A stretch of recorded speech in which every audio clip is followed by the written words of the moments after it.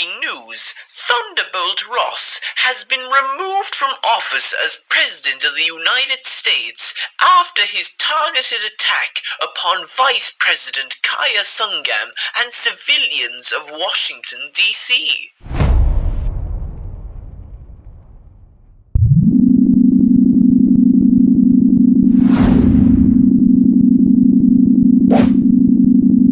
Neat device, Tony. How does this work again? Micropolarized stabilizers. They keep the bones aligned and your ego intact. Try not to punch any presidents. Hahaha. Fair, I guess.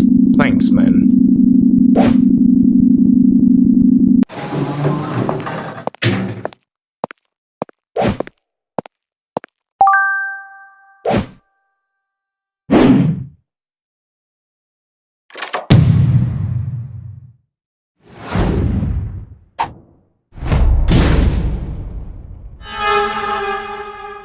Well, would you believe it? Ross's temper finally landed him where he should be, in prison. After being so merciless to Bruce Banner, Jen Walters, the legacy of Frank Castle, and the good heroes of this state, you finally found yourself in the real world consequences now, Thaddeus. What were you thinking, Ross? Attacking your own vice president, your own followers, your own people? In the form of a man you claim to despise. What minor disturbance was the moronic catalyst that set you off, Ross? It had to be Sungam Wilson. It had to be my supporters. It had to be the new Avengers. You don't understand. It had to be anyone except her. I came too close to losing her. Care to elaborate, Ross? It all began a few years ago when I resigned from the military. Officially, it was retirement. The truth? Cancer. Terminal. I wasn't supposed to live long enough to see Betty's next birthday. That news will probably shock you, but that's the reason I was so confidential during that time. I couldn't die. Betty was all I had left. That's when this cryptic, anonymous scientist I'd allegedly worked with in the military told me he had a cure. I started dosing it instantly, of course, for the hope that I may live to spend another few years with Betty. But I didn't realize I was being used as a lab rat. During a routine health check, a doctor told me my heart rate was dangerously high and that my blood was full of toxic compounds, all side effects of the treatment that man had been giving me. I was ready to stop taking it immediately. But then one night, a group of thugs paid me a visit. They dragged me to meet their employer. I never saw his face clearly, just a shadowed figure and a voice that promised if I went to the authorities, Betty and everyone I cared about would be slaughtered. So I kept taking his poison, day after day, until eventually it all came to a head a few days ago when I lost control and became the very thing I'd sworn to destroy for most of my life. Now, I understand what Bruce Banner went through, being reborn as a monster. Ross, you know what this means? Tony or I mightn't like you. Probably all the heroes don't like you, but if you've been blackmailed this whole time, you should have told us. I couldn't. I can't. Maybe I'm safe in here, but if any further quiver about this gets out, I was told Betty's head would be laid on my door. I don't even know who the scientist was. Only a name. Ellis Starr.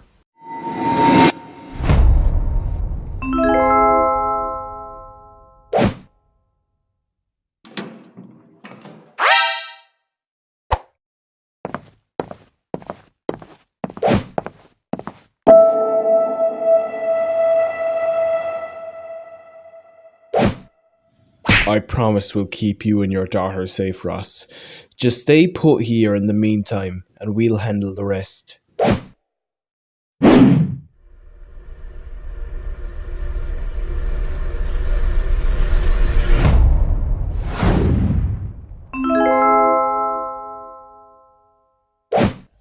Ellis Starr worked for Stark Industries at a time. He would have been one of our smarter scientists, primarily specializing in biology and physiology, but his career didn't last very long. Ellis was actually supposed to be promoted as my main assistant, but apparently there was an incident which led to his redundancy. I'm quite uncertain of what actually happened, though. It was allegedly so horrific, it was covered up straight away. So then he just found some way into the military, but just after that vanished off the radar? I'm such an idiot. Stark Industries is a breeding ground for monsters. I facilitated people like Starr and Donald Pierce into running their twisted research, and I helped turn Banner into the monstrosity he became. It's not your fault. How could you know about them when you're so focused on your family and saving the world? This speaks less of you, Stark, and more of the security that allowed men like Starr and Pierce to walk your halls unnoticed. I know, but it's just not easy to process. That's fair enough. Either way, we're going to have to find a way to unearth this Ellis Starr, or whoever he is. If he was able to blackmail the US president into a blind rage monster, then he may have already infiltrated others. We'll certainly need to back Sangam up.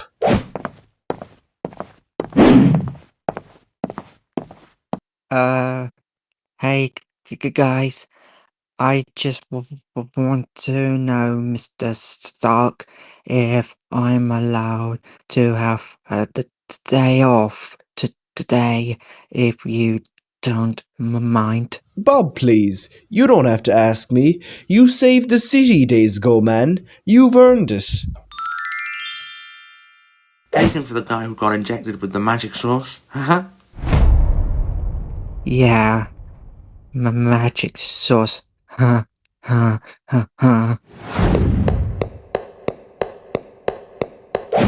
Not cool, Hank.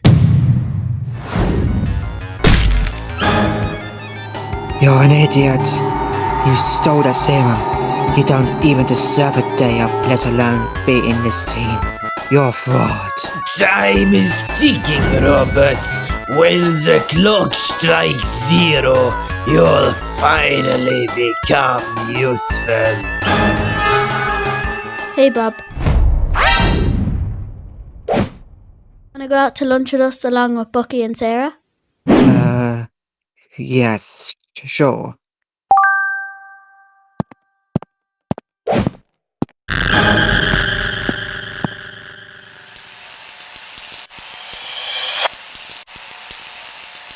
There you go, Vision.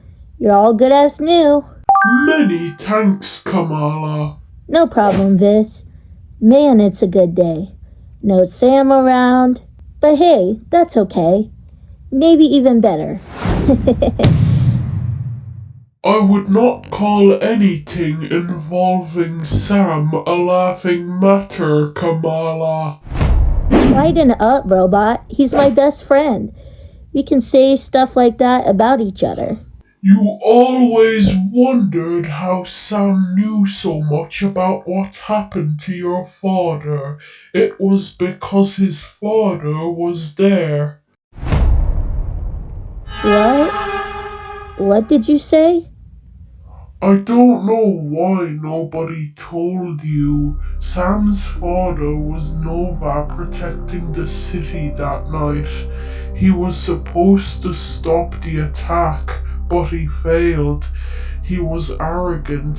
He believed the Nova Corps made him untouchable. In the chaos of the battle, he was knocked into a vehicle. The impact sent the car rolling. It crushed your father. You survived barely. Tony and I were both witness to it. I will always be puzzled as to how Stark lets the son of that man serve the team. But Sam, he's my friend. I can't just... I can't imagine what it must feel like to leave your friend, but you may need to if you want to preserve your dad's legacy.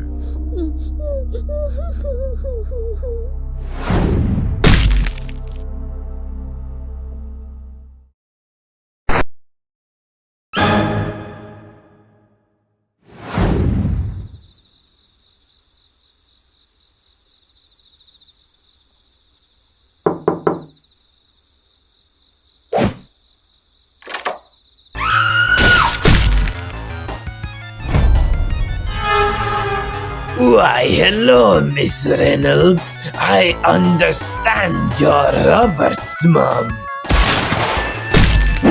Why are you doing this? I'm innocent.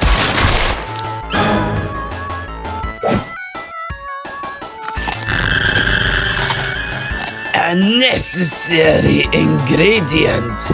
Tastes like the detonation of Robert Reynolds begins now. First Robert, then Ross, now the can puppy.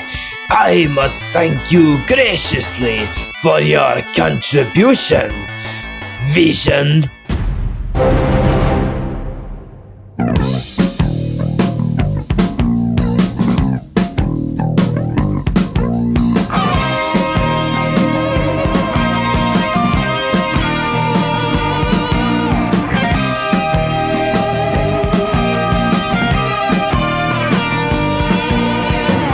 Valentino got a bookie shop, and what he takes he gives.